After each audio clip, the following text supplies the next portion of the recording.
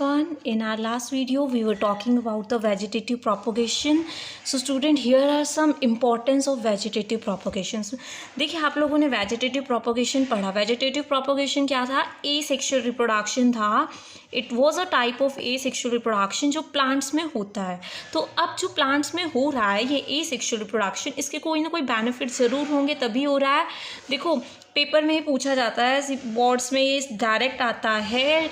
Write down some benefits और advantages of vegetative propagation. तो आपको क्या बताना है student? This is a very rapid method of reproduction. देखिए जो सेक्शुअल रिप्रोडक्शन होता है that is a slow process. ये थोड़ी स्लो होती है. देखो अगर आप सीड से यूज़ कर रहे हो तो आपको पता है टाइम लगेगा. सीड जब जर्मिनेट होगा उसके बाद प्लांट आएगा, फिर उस पर फ्लावरिंग और फ्रूटिंग होगी.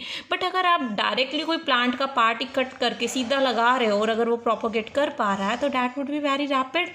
तो ये बहुत ही रैपिड होता है, मतलब बहुत जल्दी होता है. दूसरा student, germination of seedless plant. देखो सेक्शुअल रिप्रोडक्शन में मैंने अभी बोला क्या यूज़ करते हैं? सीड यानी बीज यूज़ करते हैं.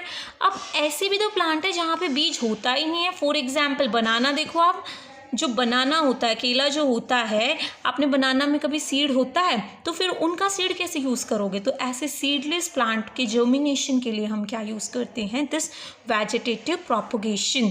स्टूडेंट इसके अलावा helps to improve the quality. देखो अगर हमें किसी प्लांट की, mostly vegetative propagation mostly ornamental plants में किया जाता है.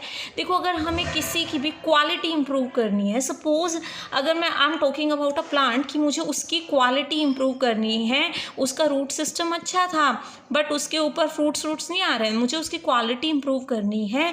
अब देखो अगर मैं इसका सीड यूज़ करके वो करती हूँ तो इसकी क्वालिटी गंदी है तो इसके जो सीड, इसका जो बीज होगा उससे नया प्लांट बनेगा, उसकी भी क्वालिटी गंदी होगी. अगर मुझे क्वालिटी इम्प्रूव करनी है, एक बेटर क्वालिटी प्लांट चाहिए तो मुझे क्या करना पड़ेगा? Vegetative propagation.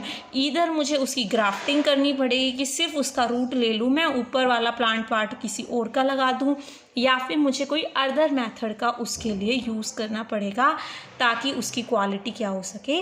बेटर हो सके. स्टूडेंट देखो इसके अलावा एक मैंने लिखा है जेनेटिक स्टेबिलिटी. जेनेटिक स्टेबिलिटी मतलब मेरे पास एक प्लांट है, XYZ कोई भी एक प्लांट है, उसकी क्वालिटी बहुत ही अच्छी है. मैं नहीं चाहती कि मेरे इस प्लांट की क्वालिटी बिगड़े. मैं चाहती हूँ, मेरे पास सपोज एक मैंगो ट्री था, उसके ऊपर अच्छे खासे मैंगोज़ लग जाते. मैं चाहती हूँ कि मेरे पास ऐसे ही बहुत सारे प्लांट हो. मैं नहीं चाहती कि उससे अलग कुछ आए. तो मैं यहाँ पे क्या करूँगी? Vegetative propagation. क्योंकि ये एसेक्सुअल रिप्रोडक्शन है, यहाँ वेरिएशन आएगी ही नहीं. यहाँ पे कैसा होगा? जैसा पेरेंट होगा वैसे ही उसके डॉटर इंडिविजुअल होंगे. यानी वहाँ पर क्या होती है? एक स्टेबल जेनेटिक स्टेबिलिटी होती है. तो student these are the some importance of the vegetative propagation and I am telling you again and again this is an important question. इसीलिए मैंने इसे अलग से एक वीडियो में बताया है, बिकॉज पेपर में डायरेक्टली पूछा जाता है what are the various advantages of vegetative propagation. I think this is also a part of your NCERT question as well. So here is your complete vegetative propagation. That was the asexual reproduction in plants.